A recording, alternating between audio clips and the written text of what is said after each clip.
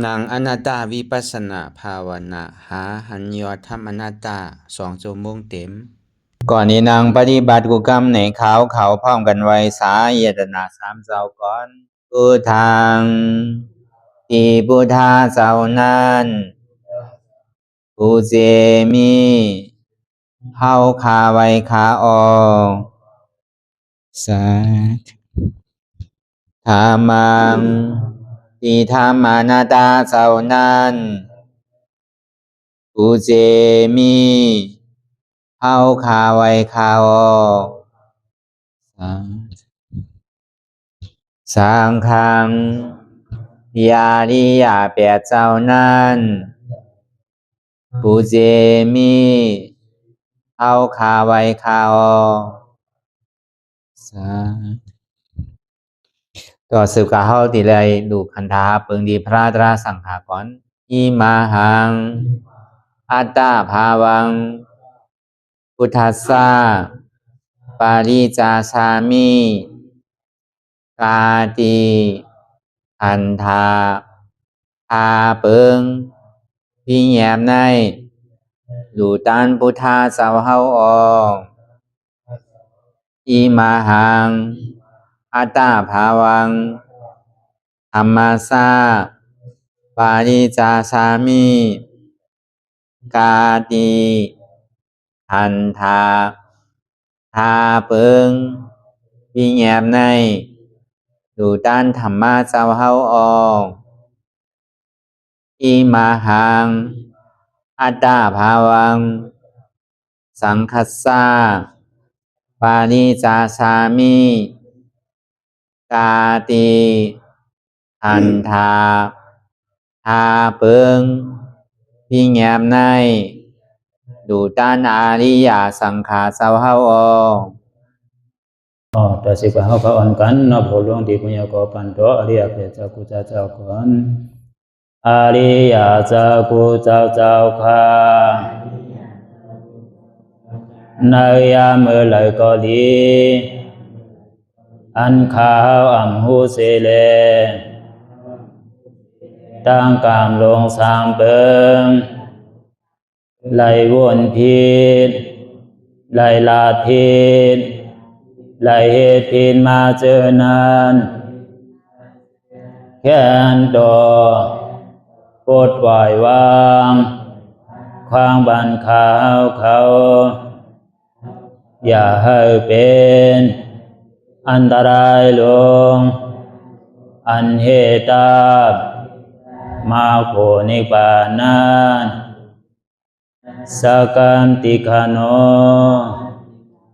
มโนกัมมังวสีกัมมังกายกัมมังแสมมุเรวนพิศลาปิตัวเอปิพิมาติอาริยะเจ้าภูเจ้าสวรรค์พ้นความไม่ถินไม่ใช่นำกองการนั้นขินนิยามในจึงข้าวก็บินเสียสมมาเขาปวุนทีวิสิตาธรรมะตังโดอาริยะเจ้าเขาภูเจ้าสวรรค์พ้นความไม่ถินไม่ใช่นำกองการนั้นขินนิยามในจึง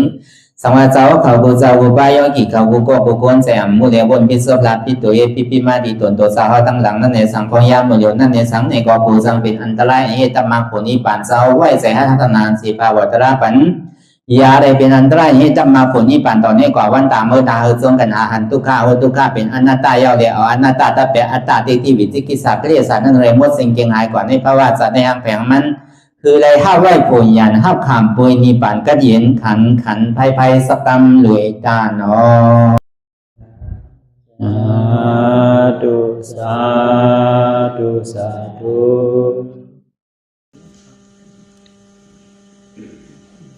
ลายกันนังอนัตตาวิปัสสนาภาวนาหานยอดทำอนัตตาในอ่อนตั้งสุดในก็คือเขานางขาไก่กุดขากว่าทับต่างขาซ้ายก็ไรอำนั้นขาซ้ายทับต่างขากว่าก็ไรมือสองคอนต่างตักก็อย่าไว้ตัวเฮาซื่ออย่าไปเคียงป้นตีนะอย่าไปหย่อนยานป้นตีนะก็อย่าในเฮาลาบหูเนอเปิดทุยามปิญญารับตาเนอเปิดตายามปิญญาอยากตัวดีมันนอวิญญาณถ้าใจเดียนเฮานั่น อันไหนเสียนอันไหนที่มันพูดบอกเกิดขึ้นเป็นมานั่นคือเอาหมอวางเป็นอนัตตาอ่อนทางเฮาไปหันเจ็บไปหันทุกข์ไปปองใส่เนื้อหน้าตาเดอก็โดยตีลมถอยใจเข้าออกอ่อนตังถอยใจเข้ายาวยาวถอยใจออกยาวยาวถอยใจเข้าลึกลึกถอยใจออกลึกลึกเข้าเกิดออกตายเข้าเป็นออกลูกปองเกิดเวียบตายไหนแต่ว่าเขาตัวดอกหลายๆในเขามีญาณตั้งหันสื่อใจญาณตั้งวนสื่อใจหันเฉพาะที่มันนำอุปเปิงไรเอาตั้งแต่สิโกต่อไปตินในมีอันไรฟองไหลในที่ว่าอันเขาอุปเปิงพองอำที่สั่งไรในป้นปีป้นเดินป้นวันมาต่อถึงพองยามมือเหลียวมันตึงมีอย่างนั้นอีเจยลองที่หวานเฮาจี้สั่งไว้นั่นเพราะว่านั้นแหละถึงดีป่นมาต่อถึงพ้องยามเมื่อเร็วนั้นอาสาเขาในก็นำมากูปีนำมากูเลินนำมากูวันนำมากูขิงข้าวยามจังว่ามันไหวเขาจูหลงตั้งเท่าเกินกว่าจูหลงตั้งเท่าเกินกว่าจูหลงตั้งเป็นเกินกว่าจูหลงตั้งตายสองว่าลองตั้งเกิดเท่าเป็นตายแน่มันดึงเป็นเสียจัตรามันมีไผรอดไรอำว่าเป็นกวนเมียวหืออำว่าเป็นสัตวะตัวไรใน31โคงเนี่ยผู้ว่าเกิดก็ตึงที่ผู้ว่าตายที่มีไผรอดไรหนังเก่าลองตั้งตายเนี่ยสองว่าลองตั้งเกิดนั่นในก็อ่ำมันคืมลองตั้งเท่านั่นในก็อ่ำมันคืมลองตั้งเป็นในก็อ่ำมันคืมด้วยการลองตั้งตายเนี่ยมันคืมผู้ว่าที่ได้ตายน่ะด้วยการตายเย้าเกิดก็มีตายเย้าซ้ำเกิดในก็มีจองว่ากูเอาในเนี่ยบางก็กูตายบางก็อ่ำกูตายบางก็กูตายก็มีอ่ำกูตายก็มีวะในใจ89เซนเนี่ย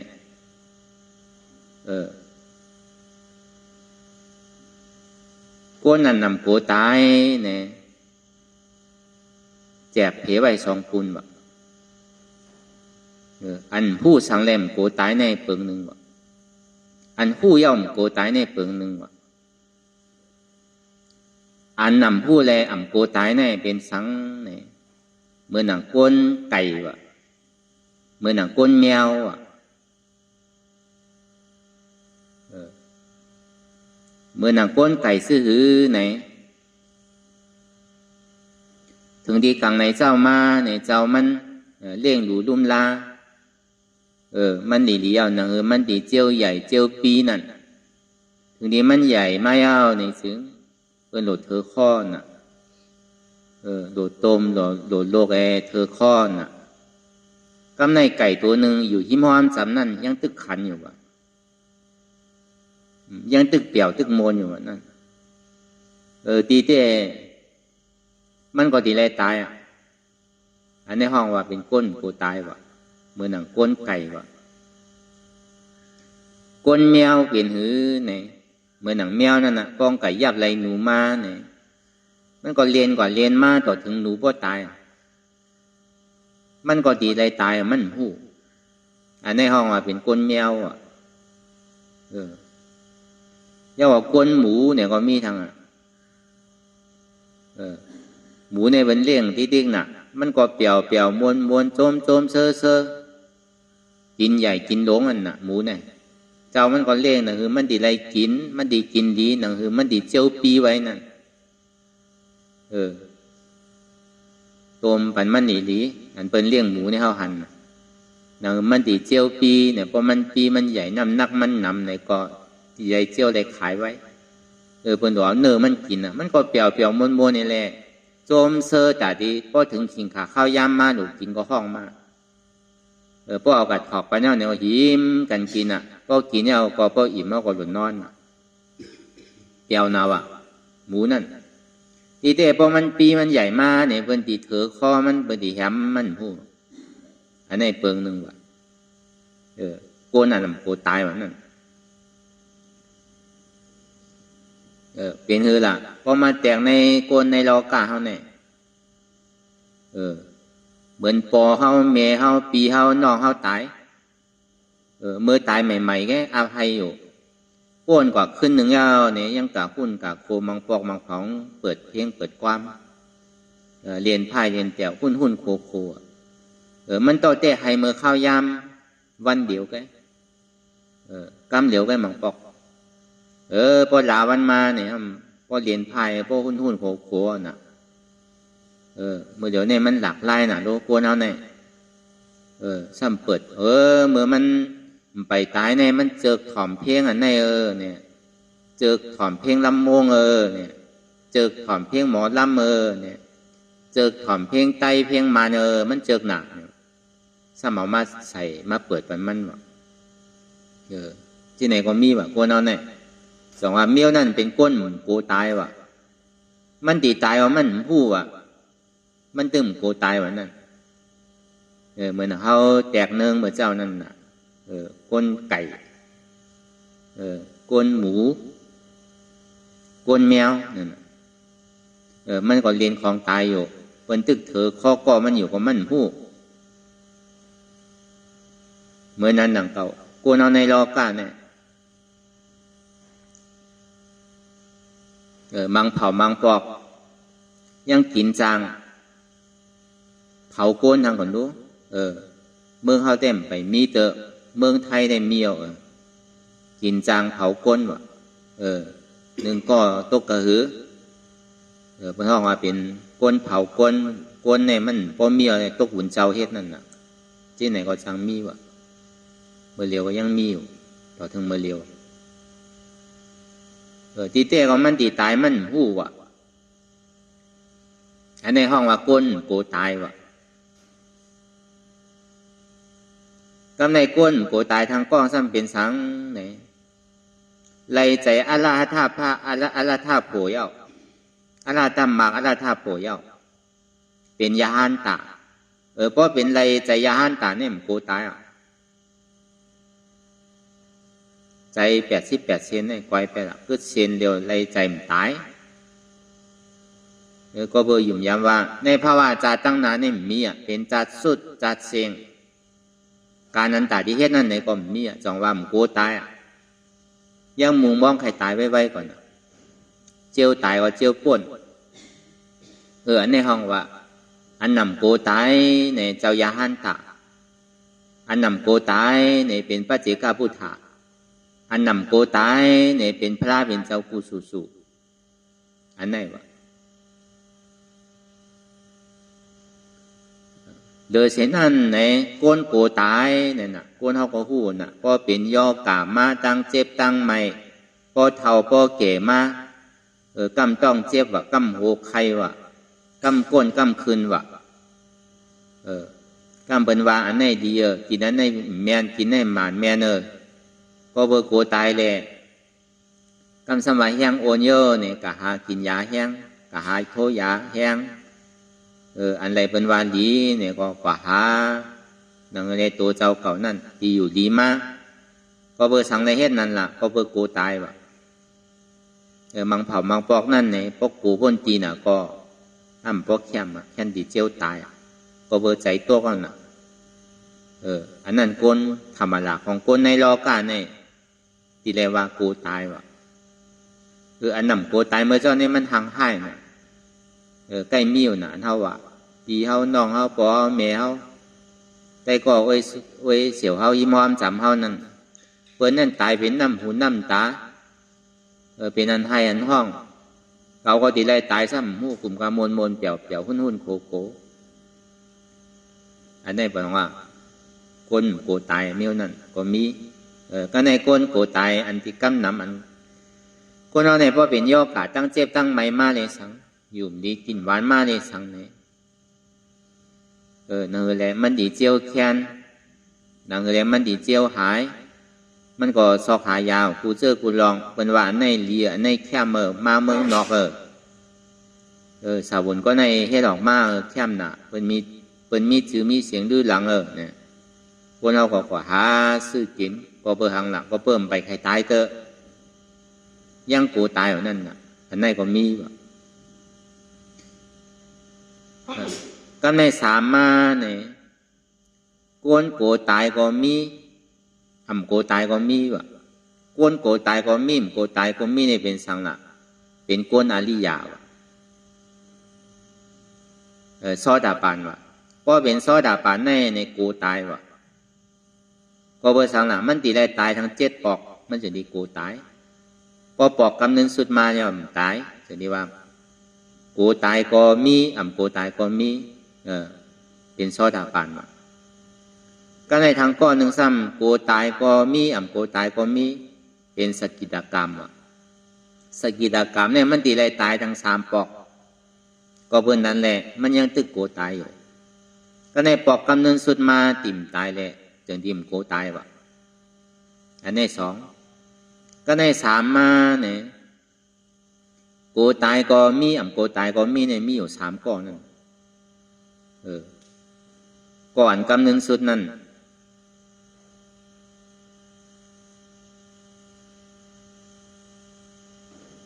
มันยังใจอันเดียวมันตายกว่านั้นมันตายอยู่กว่าอยู่87 เซนน่ะก็ทางใจเซนเหลียวอันโกตายนั่นโกตายก็มีโกตายก็มีว่ะโกตายซื่อล่ะอนาคามแน่ที่ไรตายทั้งปอกหนึ่งว่ะเพราะว่าตายทั้งปอกหนึ่งยาวเนี่ยก็เปิดที่ไรตายทั้งปอกหนึ่งในโกตายว่ะอันนำโกตายนั่นดูเนี่ยทั้งปอกหนึ่งมาซ้ำติ่มตายว่ะก็เป็นนั้นแหละโกตายก็มีโกตายก็มีเนี่ยว่าโกนเอาเนี่ยโกนพุทธศาสนาในโกนอาริยะในโลกาเนี่ยมันมีอยู่อันนำโกตายมี2 ก้ออันโกตายเนี่ยมี1 ก้ออันโกตายก็มีโกตายก็มีเนี่ยมี3 ก้อเนี่ยโกนเฮาตั้งเสียงเนี่ยโกนพุทธศาสนาเนี่ยมีอยู่2 ก้อนั่นน่ะโกตายแหลมโกตายโกนาริยานั่นโกตายก็มีโกตายก็มี3 ก้ออันทางก้อนหนึ่งนั่นตึงโกตายในป้อมโกตายก็เป็นอาราธาโภเป็นใจเจ้ายหันตาเป็นใจพระเจกาพุทธะเป็นใจพระเป็นเจ้ากุสุสุก็เบอร์สังลามโกตายก็เบอร์ว่ามันเป็นสาอุปติเสสานิปันกิเลสานิโรธากิเลสเทียงหาปังในกวยไปได้มีอย่างกึดข้างเอามันตึงหูในตัวในใจกำเดียวตึงติ่มตายการตายที่เฮ็ดก็ตึงมีเอามันสุดเสียงกว่าย่อมันเป็นกิริยาไงก็ในป้อหอจอดถึงกว่าที่เป็นอนุปติเสสานิปันห้องว่าขันธานิโรธาป้อเมื่อไหร่เลยขันธาลูกไกวปังกว่าเย้าแน่มันเกิดทั้งนั้นน่ะจังว่ากองนักหลงอันที่แหวกมาในสังสารวัฏทุกข้าขานใจหลงในก็เลยวางเย้าวาง8 เย้าวางหมดเย้ามีทั้งเย้ามุงมองหนาวเจ้ายาหันตาเปิ้นพระเจกาพุทธะพระผินเศร้าก็เพราะว่ามันยังตึกมีโตขันธายมไปตายเท่านั้นน่ะแตกเนื่องไหลซื่อในเมื่อกาปานพุทธะคำพระผินเศร้าในมีเจ้ายาหันตาปาหนึ่งมันมาย้อนขวางในพระผินเศร้าไว้สาถึงบุญคำพระผินเจ้าค่ะข้าเปียวที่ปอกขึ้นเมื่อดีวันเกิดเมืองนอนที่อยู่ที่เศร้าข้าเปียเขามาย้อนขวางในพระผินเจ้าก็ ก็เบอร์หนังหือแลปุริสาตั้งนำนั่นกวนเตียนตึกเป็นผู้ดูศาสนาแลสังตึกเป็นโซดาปันอริยจันตามุนนั่นแลสังก็เบอร์พระเป็นเจ้าเฮาใครเปียนี่ซักเสเนจึงที่ขึ้นทำดูข้าเก่าเตียนเมื่อตีกว่าวันเมื่อนั่นเนี่ยมันเป็นมิจฉาทิฏฐิรู้เนี่ยว่าเมื่อตีเมื่อได้มันช่างถูกเยอะเนี่ยว่ากำเปินจังเซจังเนจังวาจังท่าห้างเมื่อเนี่ยว่าเพราะเป็นนั้นมาดีเฮ็ดสื่อลามันช่างถูกเยอะเนี่ยว่าถูกดีเมื่อเยอะในนั้นน่ะอย่าไปเมื่อเนี่ยก็มันว่านั่งเก่าไว้สาถึงพุทธคัมภราเป็นเจ้าค่ะเขาใครว่าซื่อว่าเขาใครลาซื่อละเขาใครป้องซื่อก็เย้าค้าเนี่ยว่ามันเจ็บคารู้เนี่ยว่ามันถึงทีมป้อตีวุบตีคารู้เนี่ยว่าเขาใครว่าก็ปล่อยเขาอันนี้หนึ่งว่ะเพราะเป็นนั้นเนี่ยป้อเขาวุบเขาตีเขาทุบเมื่อโลตีให้ถือเนี่ยว่า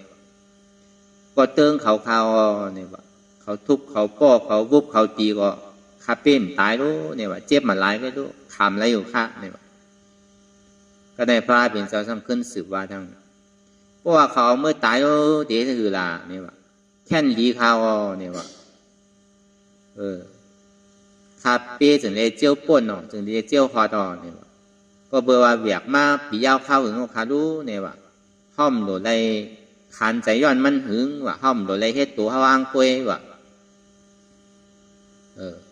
เป็นเฮ็ดปันเขาก็แค่นดีมันเจียวไหลป่นเป็นแหมเขาตายก็แค่หนีโจมเจ้ามาเนี่ยว่าเขาจึงจะได้ป่นไวๆว่าดีอ่ะดูภาพเก่าป่นนั้นก็ใครเมื่อกับเมื่อเลยอันนี้มันเปลี่ยนนี่ลองตั้งทางของเจ้ายาฮันตาเปิ้นใครเซ่ใครเน่ก็เมามาตุ้มเตอว่ะเปิ้นใครป้อใครวุบใครตีก็มีลองตั้งใจลำว่ะถึงว่าเปิ้นตีฆ่าตีแหมตายก็เติ้งมันว่ะมันตีไรเจียวป่นว่ะอันที่อยู่กว่าตั้งนาทาง10 ปี20 ปีเนี่ยมันขันใจน่ะแต่ได้แบบคันถากว่ามาเนี่ยมันเป็นลองตั้งขันใจน่ะว่ะป้อเมื่อไรแลคันถานิโรธาสุดเสียงตายกว่าเย้าเนี่ยเข้ากับที่เป็นอนุปฏิเสสานิปันเมื่อนั่นเนี่ยถึงดีเปี่ยวอ่ะว่าเจ้ายาฮันตาป้าไหลว่าพระเป็นเจ้าว่าพระเจ้าพุทธะก็ไหลก็มุมมองอันนี้มันเป็นเตียนกำนึงสุดที่ไรปล่อยล่าคันถา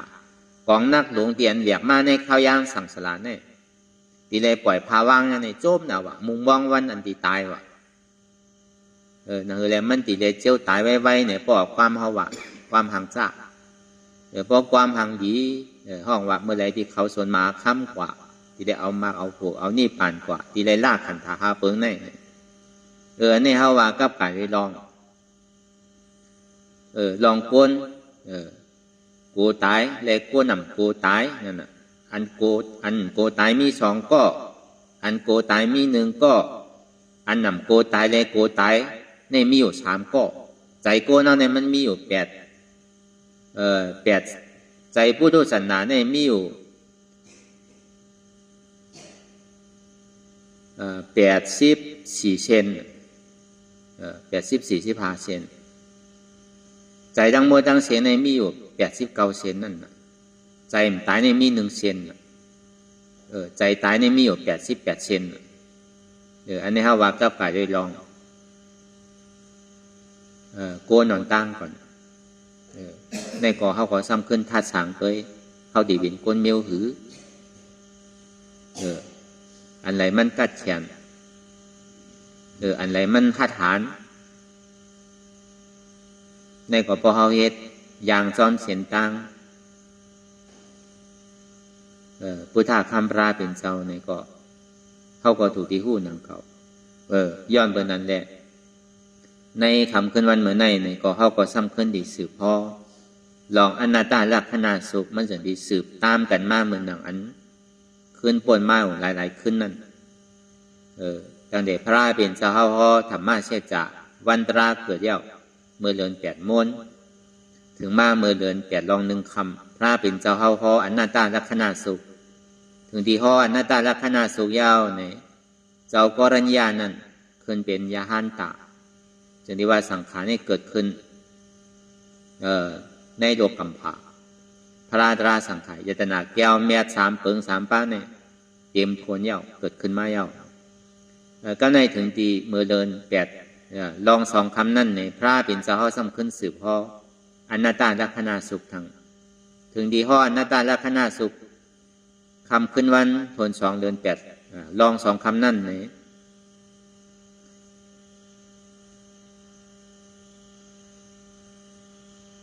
เจ้าว่าปาในเป็นยาหานตากว่าเจ้าพัทยาท่านเป็นซอดาปานกว่าก็ในถึงมาห่อคำขึ้นวันเดือนแปดลองสามคำพอถึงเมื่อเดือนแปดลองสามคำมาเนี่ยเจ้าพัทยาในถึงนี้เป็นยาหานตาย้อนเปิดสังในเป็นยาหานตากว่าอันวันนั้นเขาก็ติเลยถอมยินกว่าในคำขึ้นวันเหมือนไหนก็เบอร์ว่าลองอนัตตาวิปัสสนาในก็เบอร์ว่าเขาอ่อนกันเฮ็ดมาในแหละก็เบอร์ว่ามันเป็นตลาอันลึกล้ำตลาเดียนง่ายมีอันตลาเนี่ยมันโดยยากมันหลบป่องแจงแรงใจง่ายเฮ็ดง่ายเขาหลบหมอยอมหับมันแกตลาเนี่ย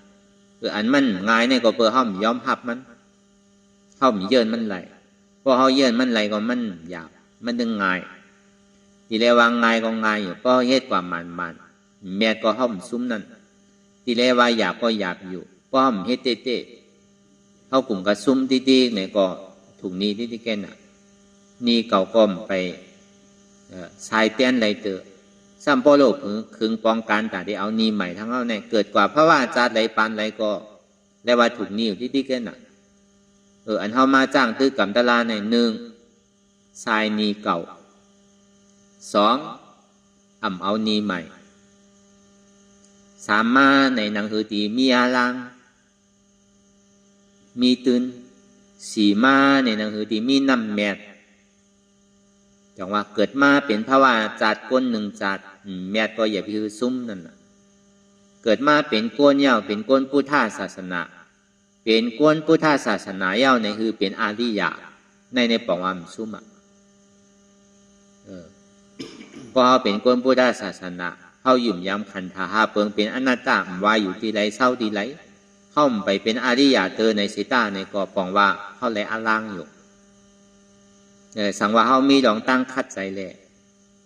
กวยเป็นอัตตาเตกที่วิจิกิจสาตกขัดลงกว่าเย้าในซึ่งอาเปสีผมมีปีกแบบเย้าในเกิดขึ้นมาเป็นซอดาปฏิมากซอดาปฏิโผเอาในก่อปองมาห้อมซุ้มอะไรน้ำแมดเพราะเขาเป็นก้นพุทธศาสนาตอนอย่างนั้นเขาตีเฮ็ดเส้นตั้งตาตีเป็นอริยาในเขาย่ำหู้เขาย่ำหาเขาย่ำไรถ่อมไรยินเขาย่ำไรจ้างตื้อกำในปองว่าเขาซุ้มเกิดมาซุ้มจัดพอไรจ้างไรตื้อไรกำต่อถึงเขาพอเขาจอดถึงในปองว่าซุ้มเกิดมาก่อนแมดมันใครเป็นหือใครกว่าซื้อหือในก็ใครย้อนกว่าความกว่าว่าเมืองนาลายนั่นมันดิปิกแปดกำเดียวใครซื้อใครตายซื้อก็เย้าใครตายคงตายสังกอเพราะโตเป็นซอดาป่านั้นมันกว่าไรตั้งไทยนั่นมันดิขึ้นตั้งเหนือที่อาลียานว่านั่นเป็นก้อนกว่าตั้งน้ำปอกขึ้นตั้งหลังว่าผู้ดูสันนานว่าเนี่ยมันหนามันหลันลงตั้งไตที่อันที่ขึ้นในหยาบอันลงในง่ายน่ะมันเป็นนั้นว่าก็เบอร์นั้นในคำขึ้นวันเหมือนในก็เขาก็ซ้ำขึ้นดีสืบซับแรงหนีลองอนัตตาลักษณะสุขที่บุญคำพระราเป็นเจ้าเขาฮอเมื่อคำเดินแปดลองสามคำนั่นพระเป็นเจ้าก็ซ้ำขึ้นสืบพออนัตตาลักษณะสุขเหมือนเก่าไว้หนังเก่าเอาตั้งแต่ก็เบอร์คนเอาในมันมีดองตั้งหยุ่มพิษวนพิษหยุ่มพิษวนพิษซื่อหือในหยุ่มย้ำว่าคันธาหาเปิงในมันกึมยุ่มย้ำว่าขันธาห้าเปิงในเป็นสุขะยุ่มย้ำว่าขันธาห้าเปิงในเป็นอัตตาเขาอุปเปิงไรพระเป็นเจ้าซ้ำขึ้นสืบว่าสังว่าสื่อยุ่มย้ำว่าขันธาห้าเปิงในเป็นอนิจจาในสื่อเป็นนิจจาในสื่อให้อย่างมันซ้ำมีดองตั้งแหลกหลายข่ายติ๊กๆล่ะมันย่ำอยู่เหมือนเก่าล่ะซ้ำเท้าให้อย่างเนี่ยเพราะเขาเดี๋ยวเอาตาเนื้อด้วยอย่างซ้ำเท่าอย่างซ้ำเป็นอย่างซ้ำเหมือนกันเพียงเพียงกันเชียงบางก็ มีก็มีมังก็ผ่านมังก็หางจ้ามังก็หางดีอันนี้เขาว่าแตกหนึ่งไหลหมดนะเพราะว่ามันเป็นนี่จ้าในซึ่งให้ยังเหมือนกันเสียงให้ยังซ้ำมีลองตั้งแหลกลายติ๊กสังว่ามันเป็นสุขาในก้นเท่าในดิมีให้ยังลองตั้งแต่ดีตอกตื้อกันแต่ดีเฮ็ดลองตั้งถึงพอมีน้ำหูน้ำตาคือมีลองตั้งเจ็บกเจ็บใจต่อกันนั่นมันดิมีอย่างลองตั้งขานใจดิมีอย่างลองตั้งทุกขะสังว่ามันเป็นสุขะแต่ให้อย่างมันเป็นสุขะแท้ให้อย่างมันซ้ำทุกขะให้อย่างสังว่ามันเป็นอัตตาในซึ่งให้อย่างเขาป้อมจี้สังไรห้าตัวเขาใจเขาวันนั่นขันถาของเขาวันนั่นเปิลเลยสังเขาเลยสังจังให้อย่างเขามันจี้สังไรจ้ะย้อนเปิลว่าขันธาหาเปิงเนี่ยมันตึงมันคือ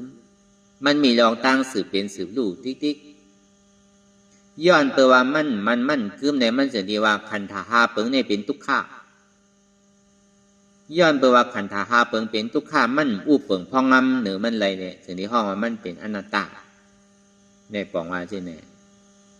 ก็ในเขาซ้ำขึ้นมาแจกเพลรองตั้งยุคขันธาวิญญาณขันธะเวทนาขันธะสัญญาขันธะสังขารขันธะนั้นเหมือนอย่างพระเป็นเจ้าฮอกับกายโดยลองรูปะขันธะอนัตตาตาที่ลูกมาเป็นรูปะขันธะอนัตตานั้นอยากโดยในตัวในยุค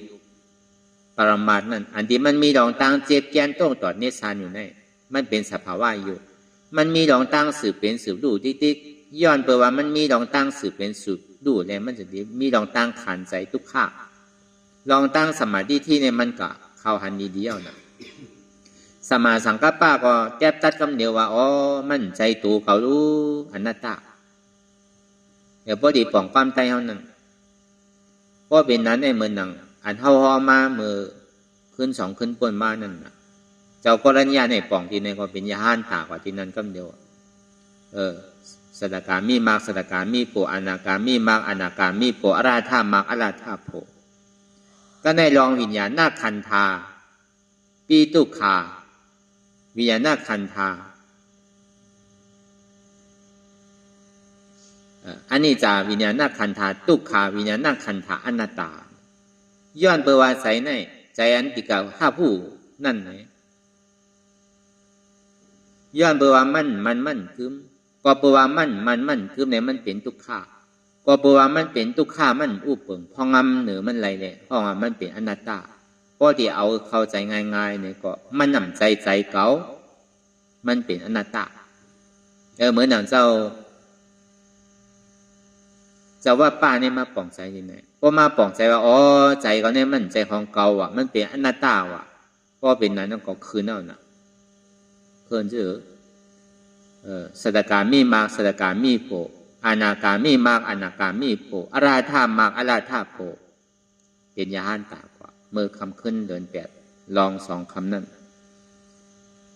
ก็ในเจ้าพัทยาห้ามเป็นซ้อดาปานถึงมาเมื่อเดิน8ลอง3คำนั้นซ้ำขึ้นสืบพ่ออนัตตาลักษณะสุขขึ้นก้อยหนังเก่าวิญญาณขันธะอันนี้เวทนาขันธะอันนี้จาในมากับการในลองเวทนาขันธะทุกขาเวทนาขันธะอนัตตากับการในลองเวทนาเหมือนอันเขาจ้างตื้อกันกูวันนั่นเจ็บมาทุกขาขานใจมาธรรมดาของโลกโลกาเนี่ยกูทุกขาจิตสุขขา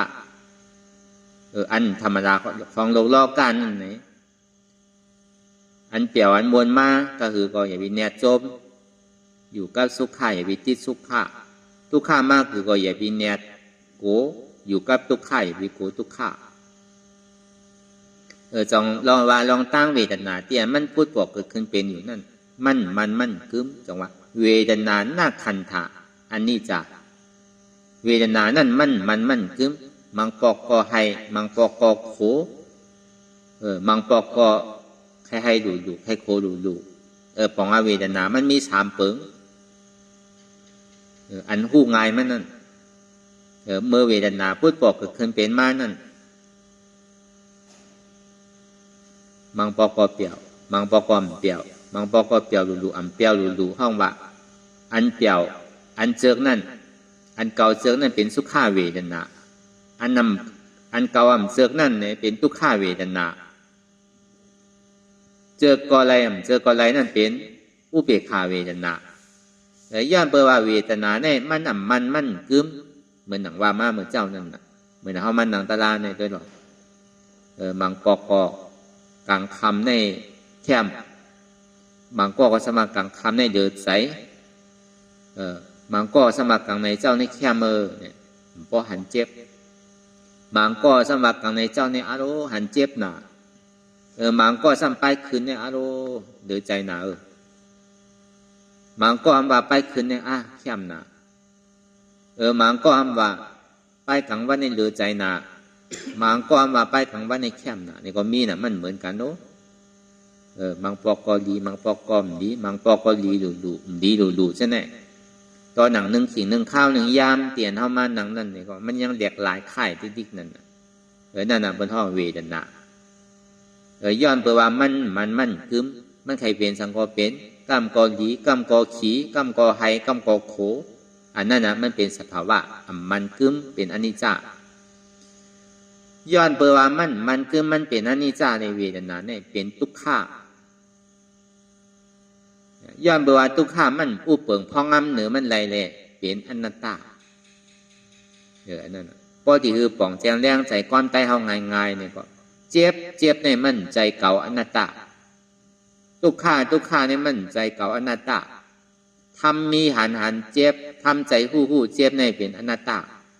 ทำมีหันเจ็บแกนโต้งตอดเนตรสานสั่นไว้โคมไต่ไม้กัดอ่อนแข็งสู้ตุ่มจับยายจึมหยอดเป็นลูกทำใจหู้อันเจ็บแกนโต้งตอดเนตรสานสั่นไว้โคมไต่ไม้กัดอ่อนแข็งสู้ตุ่มจับยายจึมหยอดเป็นลูกในเป็นอนัตตาอันในห้องว่าเวทนาหน้าขันธาอนัตตามันก็ขันธาอันที่เฮาแจกเพมานั่นต่อถึงความมาถึงขันธาที่3นั่นเพราะเป็นเช่นนั้นยาวในก็เจ้าพอดียาในมาป่องไซที่ไหนวะพอมาป่องไซที่ไหนยาวในก็เสียงนี้ตัดแต่ขึ้นกว่าสัตกามีมากสัตกามีโปอนาคามีมากอนาคามีโปอราธามากอราธาโปเป็นยาหันตากว่าก็ในเจ้ามหานามห้ำเป็นโซดาปานวะเจ้าอาซาจีห้ำเป็นรองโซดาปานวะมันเคยเป็นวันเคยเป็นจันก็เบอร์พระเป็นเจ้าเฮาสังวาห่อกำเดียวในไรหมดกำเดียวพระเป็นเจ้าห่อสีห่อเป็นไทยละอันนี้ก็เฮาก็ซ้ำดีเอาหยาดปีเฮามาวนทัดสางตัวดีตีอันกำพระเป็นเจ้าเฮาไว้อันห่อที่ไรก็เย้าเพราะมันมีอาโจในพระเป็นเจ้าเฮาหมอสังวามันติมีอาโจปุนตากวนหนึ่งก็เย้าพระเป็นเจ้าในถูกตีเมื่อก็เมื่ออยู่ไกลมอกคือก็ตึงเมื่อเพราะว่ามันถูกตีในตลาดนะป้างก็ตึงเมื่อเนี่ยเพราะว่ามันถูกตีในตลาดนะก็เบอร์นั้นพอมาวนทัดสังตัวเปลี่ยนพระเป็นเจ้าเฮาพอกับกายเวลองอนัตตาลักษณะสุขนั่นเนี่ยก็เบอร์มันเป็นตราอันลำลองเป็นตราปรมัตเป็นตราหูตีเนี่ยก็ว่าเป็นตราปรมัตแหละอันเข้าใจง่ายป่องใจง่ายเฮาคนเอากูก็อันเฮาบ่มีปัญญาตั้งหูน้ำอันเฮาบ่ได้เห็นดิเห็นลายน้ำนั่นมันช่างถูกมันช่างถูกดีเฮาบ่รู้เลยเอาอย่างมันน้ำเห็นน้ำก็หย่องน้ำด้วยน้ำก็หย่องน้ำเฮ็ดน้ำซ้ำป่องใจนี่ก็ซ้ำหย่องนังเก่าตีเกศสุดมันหลบป่องใจน่ะในขันธาเปิงเฮาในมีกันกูก็ตัวมันก็มันป้วนตัวไรมันเจ็บตัวหนาลาเนี่ยก็เขาก็จุนคือไรตัวนั้นพอจุนอะไรก็มันเป็นดูป้าขันธะอนัตตาพอจุนตัวไรมันตัดโตขาดไปแล้วเขาก็ดีเป็นน้องเจ้ากรัญญาพอเขาจุนลองใจไรเตียมันใจมันห้าวแห้งหนาใจพอดีพูดดีขาดเป็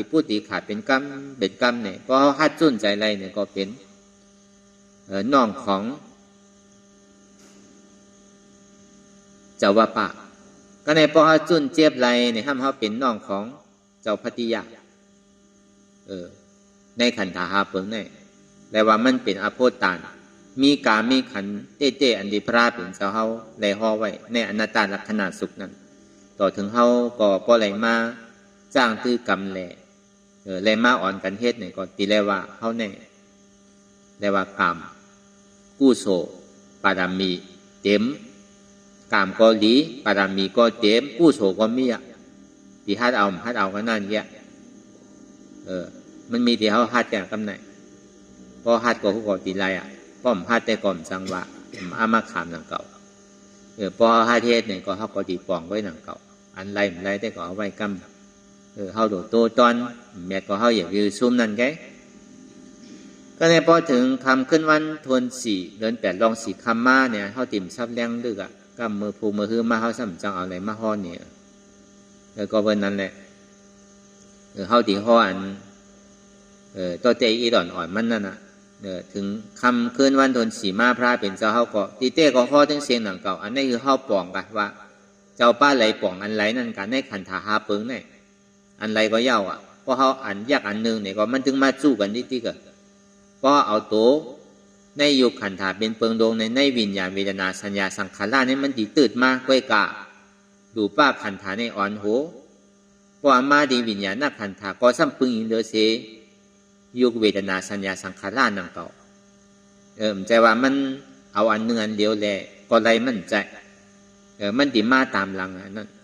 มันถึงสู้อันนี้ติกมันถึงเป็นอนุรมาอย่างที่ขันธาเนี่ยมันถึงสู้อันนี้ติจองว่าป้อนรับดูปลายเป็นดูป้ารับนามไรเป็นอาดูป้ารับขันธาไรเป็นอริยาพอเอากาด้วยดูอันเดียวใกล้เนี่ยไรนั่นเก่าเตียนไล่เอาเฮ็ดอนัตตาเนี่ยมันใจด้วยดูอันเดียวลองตั้งเตียนด้วยเจ็บอันหูเจ็บอันหาบเจ็บอันว่างเจ็บไรนั่นเนี่ยก็มันถึงสู้เป็นขันธาน่ะมันนึงเป็นขันธาอันหนึ่งอันเดียวมันเป็นขันธาเปิงจู้กันนั่นนะจังว่าป้อนรับรูปไรตัดรูปไรเป็นดูป้าตัดนามไรเป็นอาดูป้าตับขันธาไรเป็นอริยะ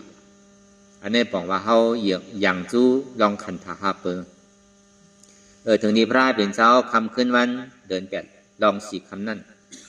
เจ้ามหานาไม่ถึงนี้เป็นยาห้านตาเนาะก็ในเจ้าอาชาจีในถึงนี้เป็นซ้อตาปาน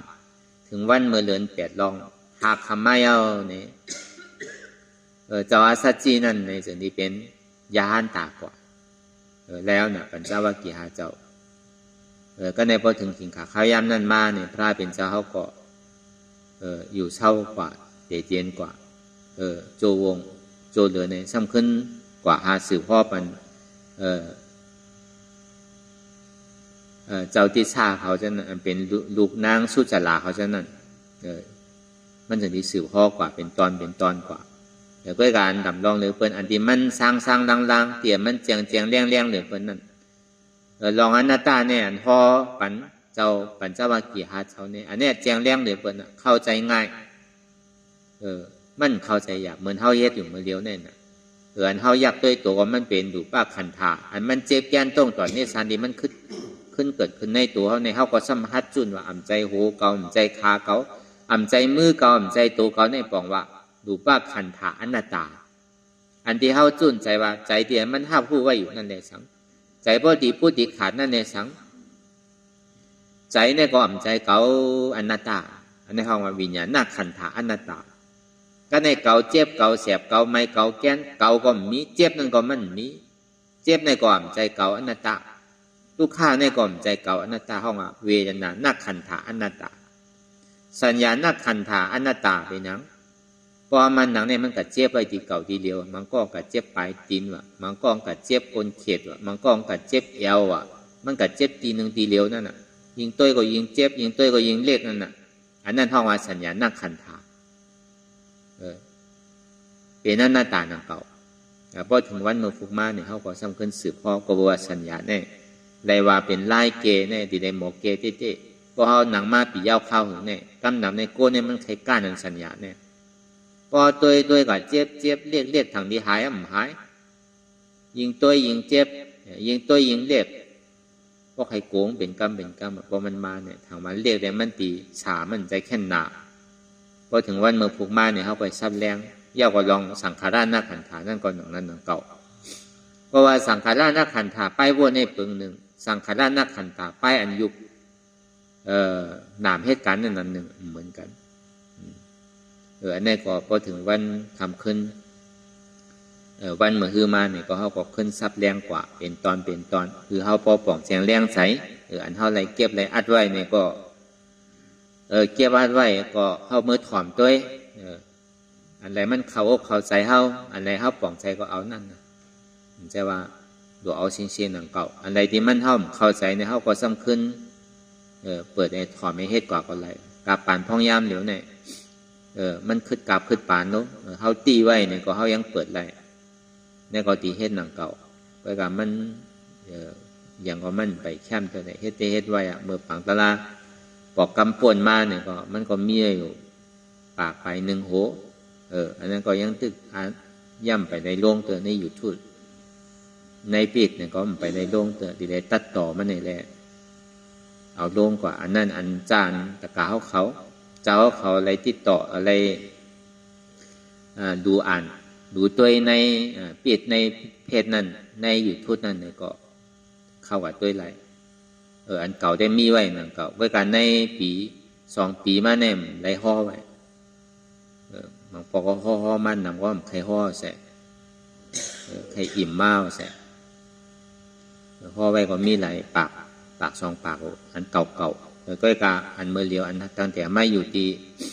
วัฒนตาวิปัสสนากรรมฐานน้องเขียวเว้งตะคิเล็กในย่ำไปได้ออกเหอันเตอกำนำได้ออกที่กัดกูไว้นะ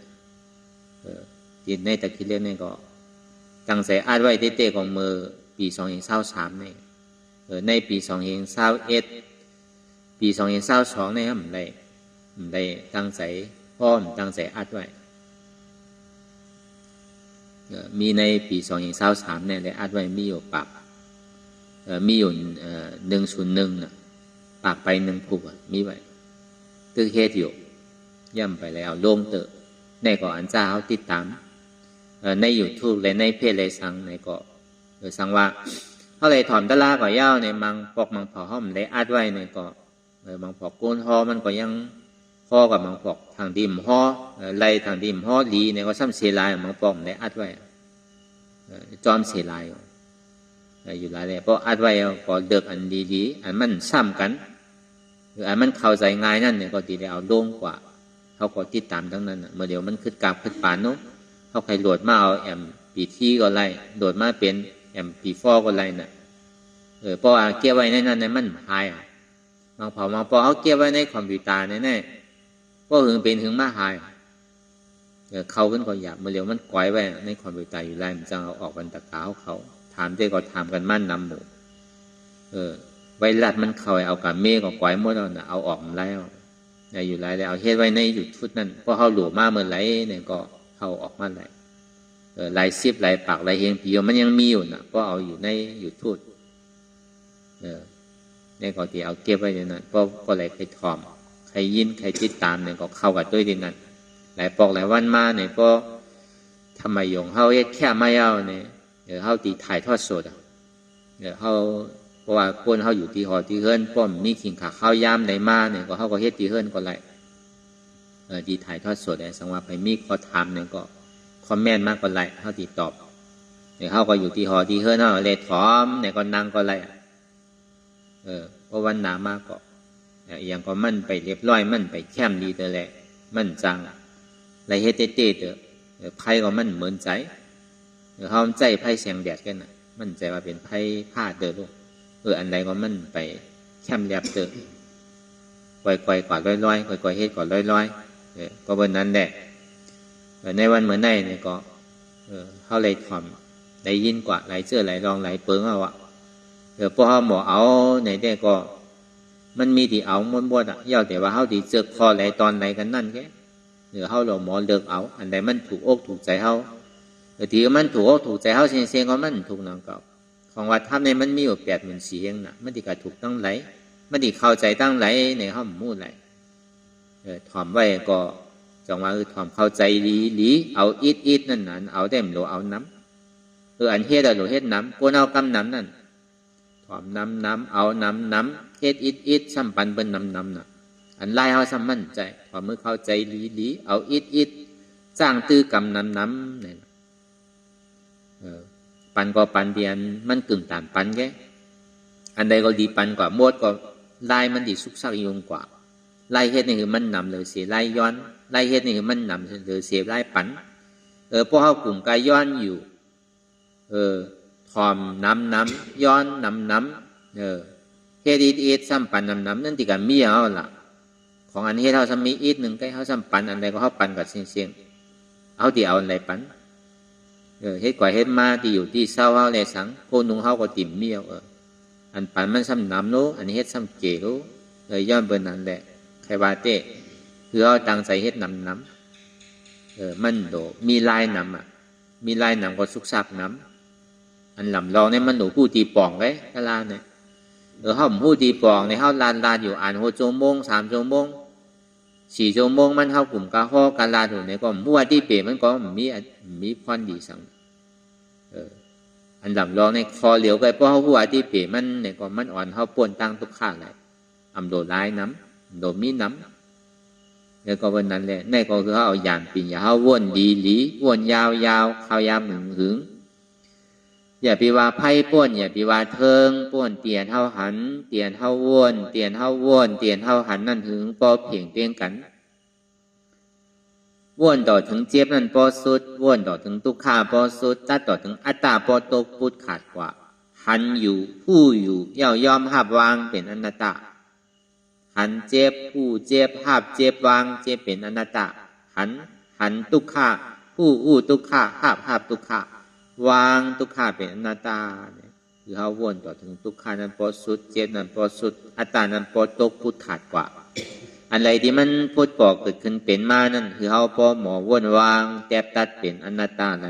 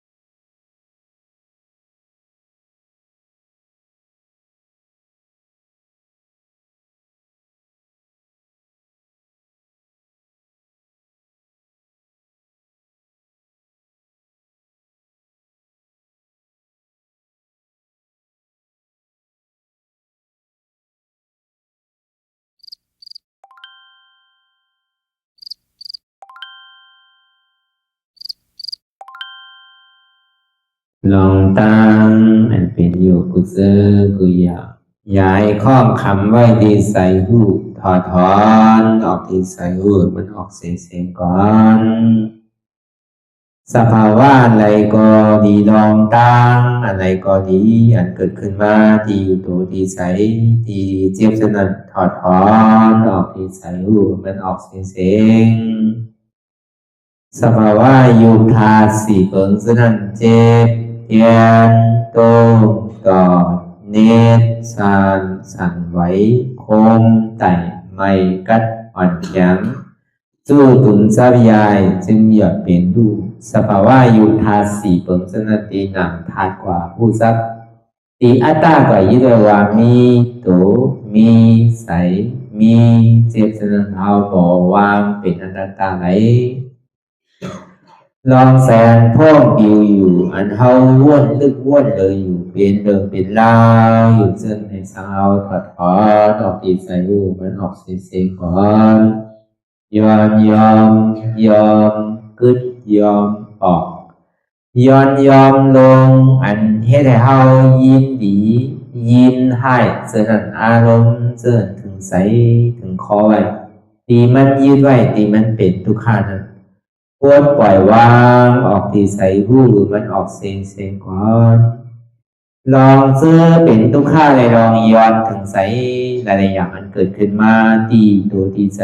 ตีเจียบสนั่นควรวางย่อเสียงก่อนก่อยค่ายย้าย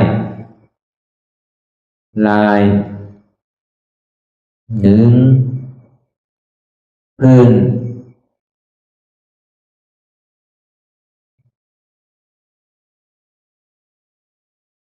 พยายามไหนค่อยๆเปิดตาลืมตาลอยได้เป็นการปฏิบัติธรรมโคตรอายธรรมอันเกิดขึ้นที่โตที่ใสที่เจ็บอันนั้นโคนหาเหตุหาเงาพระจองทุกขันนั้นต่อสืบการในเฮาที่ได้ส่งเมตตาถึงวิเนยสัตวะทั้งหมดทั้งสิ้นก่อนอิดาเมปุญญังอาสวะคายังนิบานังวาหอตุมาปุญญาภากังสเปสัตตาสมาลาพันตุอีตังเมปุญญังอันเฮาคาไลมาตือกรรมปฏิบัติวิปัสสนาภาวนาหาอัญญธรรมอนัตตาในอาสวะคายังเป็นอันถาสัพตัดเปนาสวะสีเปิงเสียวแลนิพพานังตีนิพพานังขอดูให้ถึงเสกัมติคามาปุญญาภากังพรดีอันคามานาวิปัสสนาภาวนาทรงยืนปันสเปสัตตานังเอวปอเมสลาญาติกาดึงเคเจอเคได้ก็แลจากว่าสัตวาทั้งสิ่งดังดวงนั้นสมาลาพันตุอะไรพรดีนำกันตั้งเฮาคา ตังสิงสกัมติคาโนสาธุสาธุสาธุ ตัวสิบว่าเขาก็อ่อนกันนับหัวลงที่ปุญญาโกปันโตอริยเปเจ้ากูเจ้าก่อนอริยเจ้ากูเจ้าค่ะในยามเมื่อไหร่ก็ดีอันข้าวอ่ำหูเสเลตั้งกามลงสามเปิงไหลวนพิษไหลลาดพิษไหลเหตุพิษมาเจอนานแค้นดอกปดไหววางความบันขาวเขาอย่าให้เป็นอันตรายลงอันเหตุตามาโผนิปานันสกัมติคาโนมโนกัมมังวสีกัมมังกายกัมมังแสมมุเรวนพิศลาปิตัวเอพิมาติอาริยะเจ้าภูเจ้าสวรรค์พ้นความเมตินเมสายนำกองการนั้นขินนิยามในจึงข้าวก็บินเสียสมาเขาปวุนทีวิสิตาธรรมะตังโดอาริยะเจ้าเขาภูเจ้าสวรรค์พ้นความเมตินเมสายนำกองการนั้นขินนิยามในจึงสังวาเจ้าเขาภูเจ้าภูปายกิเขาภูก็ภูคนแสมมุเรวนพิศลาปิตัวเอพิมาติตนตัวสาวตั้งหลังนั่นในสังพยามโยนั่นในสังในกอภูสังเป็นอันตรายเหตุมรรคผลนิพพานเจ้าไหวใจให้ทัศนานสีภาวตระปันยาได้เป็นอันตรายให้จำมาผลนิพพานตอนนี้กว่าวันตามเมื่อตาเฮจงกันหาหันทุกข้าทุกข้าเป็นอนัตตาเยาวเดียวอนัตตาตาเปอัตตาติวิจิกิจสักเรียสันนั่นเลยมดสิ่งเก่งหายกว่าในภาวะสัตว์ในอังแผงมันคือเลยห้าไหวผลยันห้าขามปุยนิพพานก็เย็นขันภัยสกัมรวยตาเนาะสาธุสาธุ